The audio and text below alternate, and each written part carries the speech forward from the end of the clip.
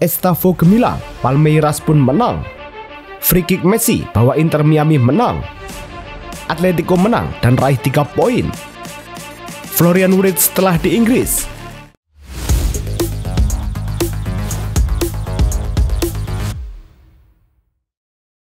Halo Soccer Mania, kembali lagi di Blessing Soccer News. Kali ini kami sudah siapkan berita-berita terbaru seputar dunia sepak bola. Tentunya untuk kalian semua, selamat menyaksikan. Palmeiras menghadapi Al Ahly pada lanjutan grup A Piala Dunia Antar Klub 2025 di MetLife Stadium. Palmeiras memimpin pada menit ke-49. Upaya Wessam Abu Ali membuat bola masuk ke gawang sendiri.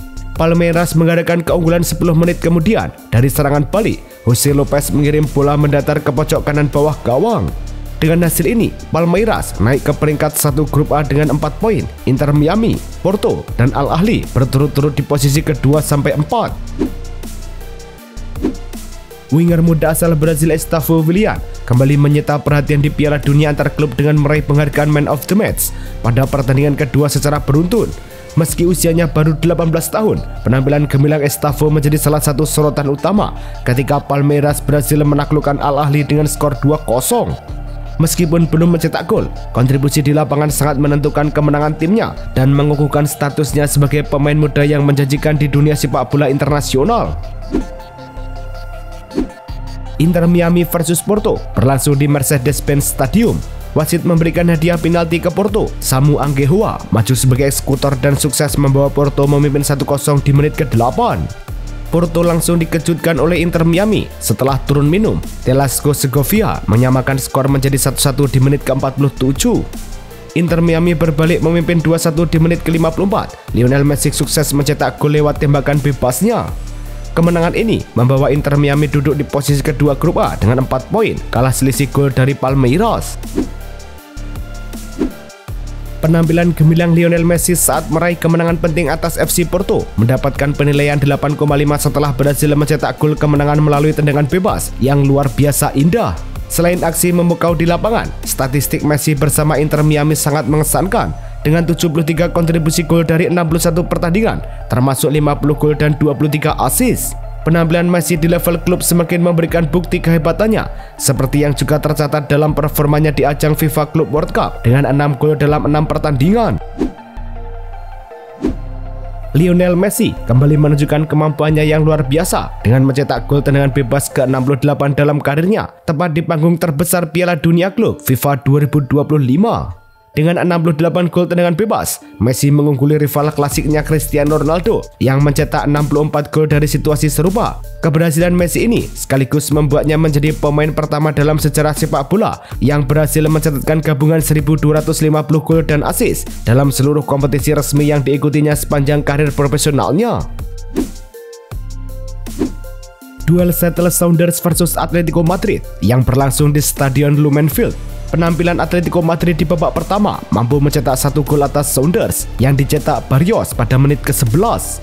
Kini di babak kedua, Atletico Madrid menambah keunggulan setelah dicetak Witsel di menit ke-47 sehingga skor menjadi 0-2. Namun Sounders mampu memperkecil kekalahan setelah Rusnak mencetak gol di menit ke-50. Pablo Barrios kemudian mencetak gol keduanya pada menit ke-55 menyusul skema lemparan ke dalam. Dengan hasil ini, Atletico Madrid mengoleksi 3 poin dari 2 laga, membuka peluang untuk lolos ke babak 16 besar. Pablo Sarabia resmi menandatangani kontrak berdurasi 2 tahun dengan klub Qatar Al Arabi setelah kontraknya bersama Wolverhampton Wanderers berakhir pada akhir Juni 2025. Sarabia memilih untuk melanjutkan karirnya di Qatar Stars League.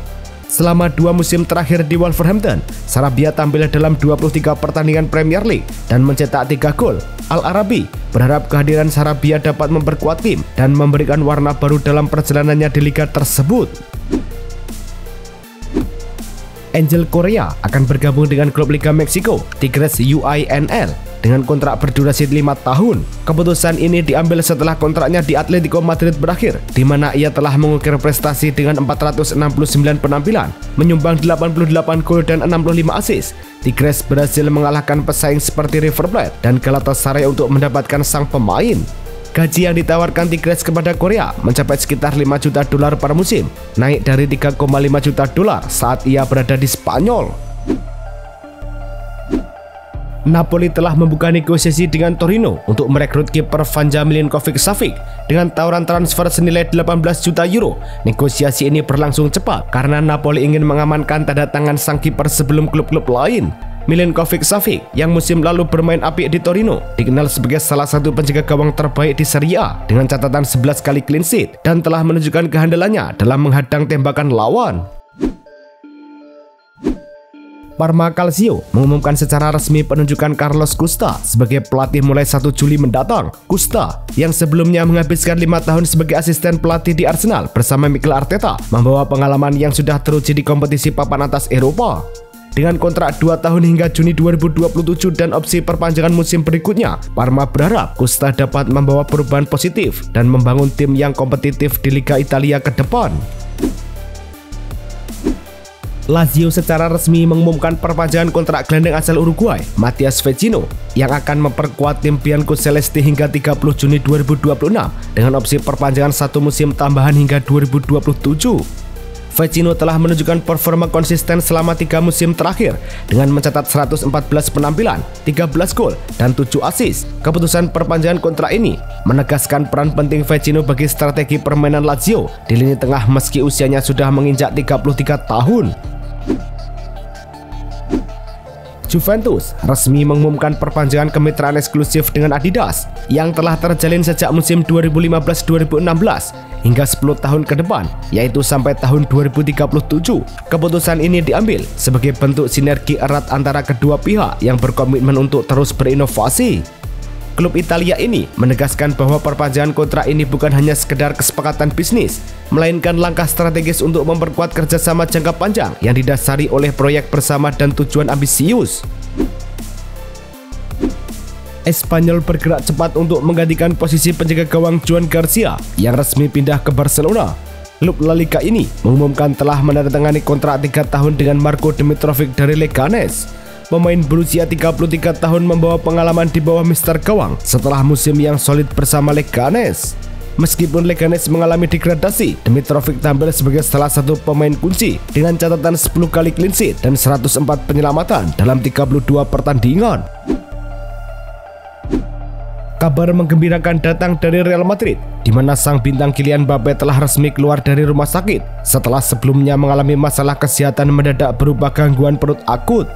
Klub mengonfirmasi bahwa Mbappe sudah kembali ke pusat latihan Real Madrid dan akan melanjutkan pengobatan khusus secara bertahap sambil mempersiapkan diri untuk kembali beraktivitas dengan tim.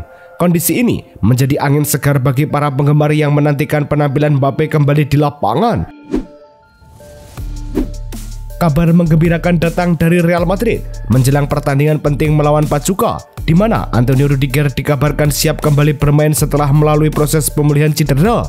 Sebagaimana dilaporkan oleh Marca, pelatih Xabi Alonso menyatakan bahwa Rudiger adalah pemain pertama yang berhasil pulih dan diperkirakan akan turun di pertandingan kedua grup H tersebut. Kembalinya Rudiger diharapkan dapat menambah kekuatan lini pertahanan Real Madrid dalam misi mereka merebut gelar di turnamen dunia ini. Nico Williams telah sepakat secara pribadi dengan Barcelona untuk menandatangani kontrak berdurasi 6 tahun yang berlaku hingga Juni 2031. Kesepakatan ini akan membuat Williams menerima gaji sekitar 7 hingga 8 juta euro per musim. Saat ini, Barcelona tengah fokus untuk mencapai kesepakatan nilai transfer dengan klub asalnya, Athletic Bilbao. Sebelum kontrak ini resmi diumumkan, proses negosiasi antara kedua klub masih berlangsung dan belum ada pernyataan resmi dari pihak manapun.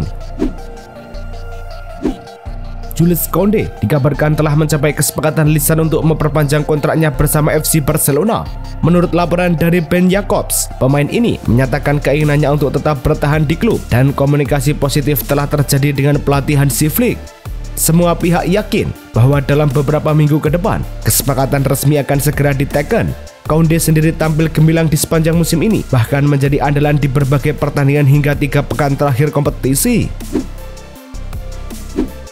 Arsenal mengambil langkah serius dalam memperkuat lini tengahnya dengan memastikan perekrutan gelandang Martin Zubimendi dari Real Sociedad. Klub asal London ini bersiap membayar nilai transfer yang melebihi klausul pelepasan sebesar lebih dari 60 juta euro, sekitar 960 miliar rupiah. Kesepakatan juga mencakup pembayaran yang dilakukan secara angsuran. Pada musim lalu, Zubimendi tampil apik dengan mencatatkan 48 pertandingan, menyumbang 2 gol dan 1 assist yang membuktikan perannya sentral. Negosiasi perpanjangan kontrak antara Arsenal dan gelandang Thomas Partey dilaporkan belum menunjukkan kemajuan berarti. Sejumlah pembicaraan yang sudah berlangsung tidak membuahkan kesepakatan, membuka peluang besar bagi Partey untuk meninggalkan klub ketika kontraknya habis pada akhir Juni 2025. Situasi ini menjadi perhatian mengingat kontribusi Partey yang cukup signifikan musim lalu dengan 52 penampilan, 4 gol, dan 3 assist. Namun pihak klub dikabarkan ingin menyesuaikan gaji sang pemain mengingat faktor usia. Manchester City harus membayar denda 1,08 juta pound sterling dari Premier League akibat melanggar aturan L33 sebanyak 9 kali pada musim lalu. Pelanggaran-pelanggaran tersebut terjadi dalam 9 pertandingan berbeda yang melibatkan keterlambatan kick-off dan restart dengan total waktu tertunda mencapai hampir 19 menit. Klub telah menerima sanksi ini dan menyatakan permohonan maaf sekaligus mengingatkan para pemain dan staf untuk lebih mematuhi peraturan demi menjaga kelancaran pertandingan. Tottenham Hotspur menerima denda sebesar 75.000 pound sterling dari Asosiasi Sepak Bola Inggris FA setelah terjadi pelanggaran yang melibatkan chant homofobia dari para pendukung saat menghadapi Manchester United di Liga Premier Inggris pada bulan September lalu. FA menyatakan bahwa Tottenham gagal menjaga ketertiban penonton dan mencegah penggunaan bahasa ofensif yang merujuk pada orientasi seksual selama pertandingan berlangsung di Old Trafford, tepatnya pada menit ke-49 dan ke-79. Bayer Leverkusen dikabarkan hampir mencapai kesepakatan dengan Liverpool untuk mendatangkan bek muda berbakat Jarell Quansah dengan nilai transfer yang diperkirakan mencapai lebih dari 40 juta euro. Negosiasi antara kedua klub berjalan lancar dan kesepakatan mengenai syarat pribadi pemain diyakini tidak akan menjadi kendala. Quansah yang berusia 22 tahun sebelumnya sudah tampil dalam 55 pertandingan bersama Liverpool. Namun, musim lalu ia kesulitan mendapatkan waktu bermain reguler. Florian Wirtz resmi tiba di Inggris dan telah menjalani proses medis sebagai tahap akhir dari transfer senilai 116 juta pound sterling atau sekitar 2,4 triliun rupiah yang memecahkan rekor transfer termahal Liverpool sepanjang sejarah. Pemain berusia 22 tahun asal Jerman ini akan membela Liverpool dengan kontrak berdurasi 5 tahun hingga 2030. Nilai transfer ini melampaui rekor sebelumnya yang dipegang oleh Moises Caicedo, menjadikan Wirtz sebagai pemain asing termahal yang pernah didatangkan Liverpool. Liverpool dan Bournemouth baru-baru ini mencapai kesepakatan penting dalam transfer pemain bertahan kiri Bournemouth, Milos Kerkez, dengan nilai kontrak sekitar 40 juta pound sterling. Meskipun nilai awal yang ditetapkan Chelsea pada 45 juta pound sterling, kedua klub sepakat menyesuaikan harga menjadi sedikit lebih rendah demi mempercepat kelanjutan proses transfer. Saat ini, hanya beberapa detail teknis yang masih harus diselesaikan sebelum transfer resmi diumumkan.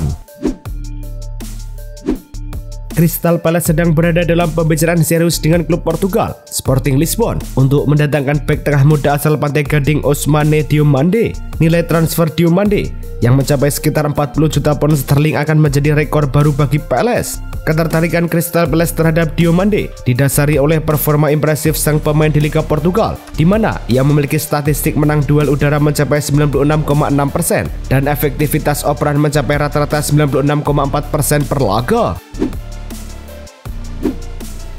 Itulah tadi kumpulan berita-berita terbaru dari kami. Simak terus berita-berita terbaru lainnya dan jangan lupa like, komen, dan juga subscribe.